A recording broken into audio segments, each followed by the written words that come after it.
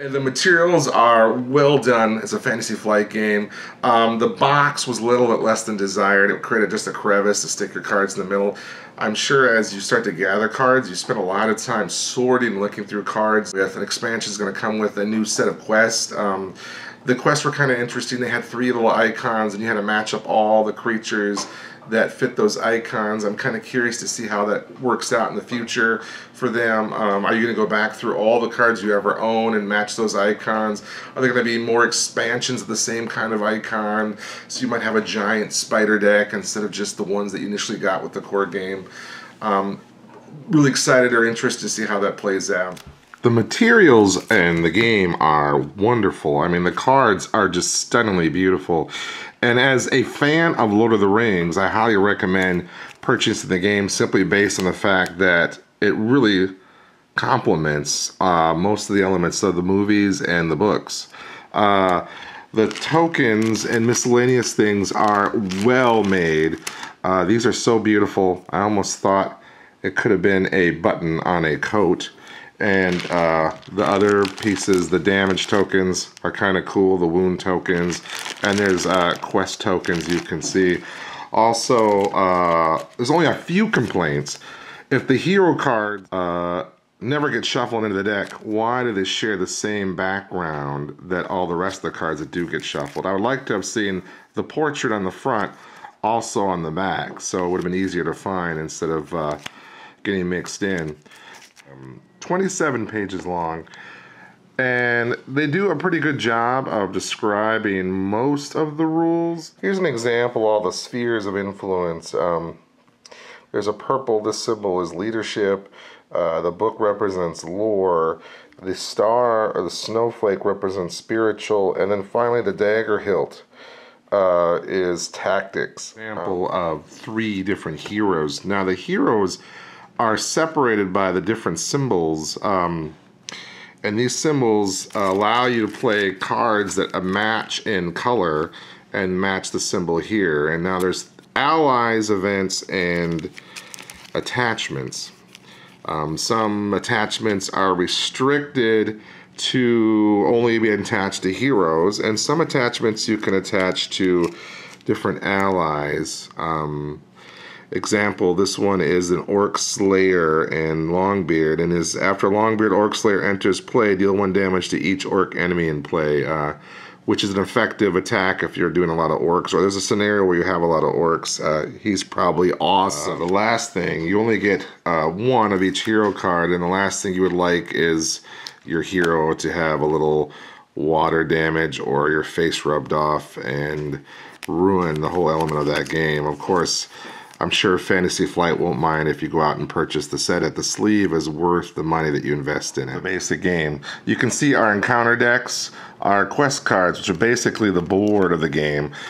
First off, we start looking at our quest card, and it tells us they're arranged by 1A, 2A, 3A, 3A. This is 2 choices at the end of this quest. The first quest card tells you how to do setup. Here it says, in counter deck, look for the counter deck, 1 copy of Forest Spider and 1 copy of Old Forest Road. So I've already done that. I've found 1 copy. Here is the Forest Spider, and here is the Old Forest Road. You can see 1 is an enemy and 1 is a location. We'll put these down in the staging area of the quest. Now, next thing for our characters, we determine what is our threat.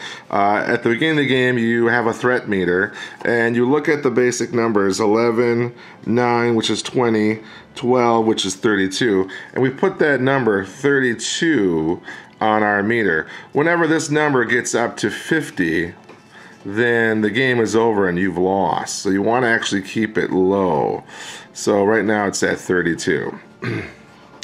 The next stage is we do our planning stage. Each hero gets a resource, so we'll give a token, a resource for each hero. Now, and we draw 6 cards from our deck. You can see I have a collection of different tactic and leadership cards. Currently, I'm going to save my money so I can purchase an ally in a little bit. We want to exhaust our characters or tap our characters and have them go after the quest. As you can see, the characters have this symbol up here. The sun symbol is willpower.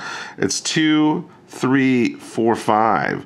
The threat power that we challenge is 1 on this card and 2 or 3 on this card. So technically, we're looking at 5 against 3.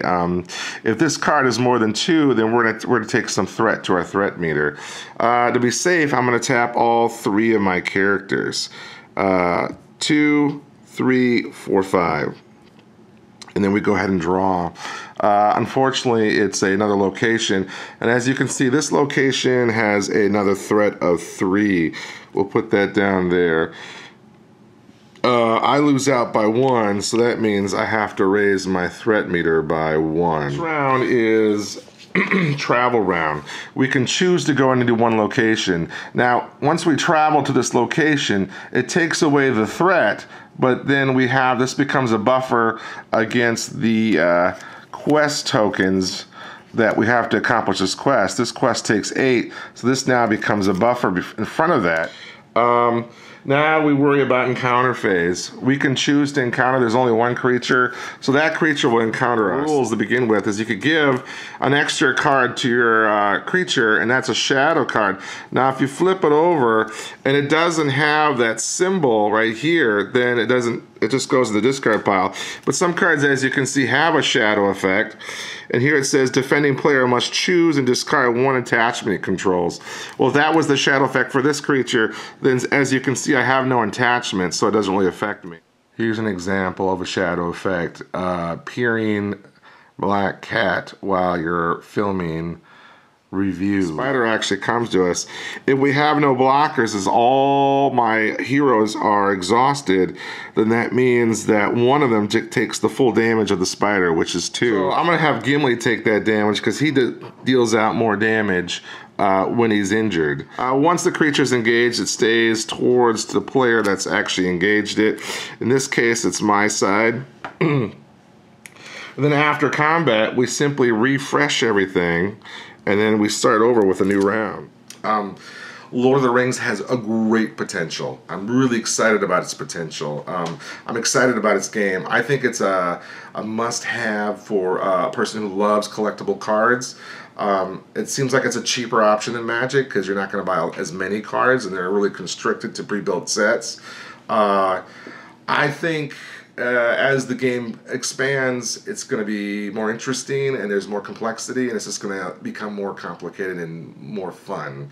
I like those things. I like those complications. That's what makes a game interesting for me. The battle mechanics are kind of interesting. They're simplified.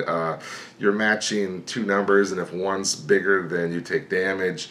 Maybe in the future there might be some added elements to the cards to make them a little bit more kind of interesting or intriguing. I don't know what that would be right now, but that's up to Fantasy Flight to show us. And I'm really thinking that this is a really good buy. I'm going to give it a 9 out of 10, maybe a 9.5. I'm biased by this because I'm a horribly big fan of J.R.R. Tolkien. I've read the books almost every other year. And it's got to have a must-have in my collection. I'm really excited about it. I'm looking forward to the expansions. And I just really hope that they keep up the quality and the artwork. That's Kevin Wenzel for 2d6.com, and keep playing.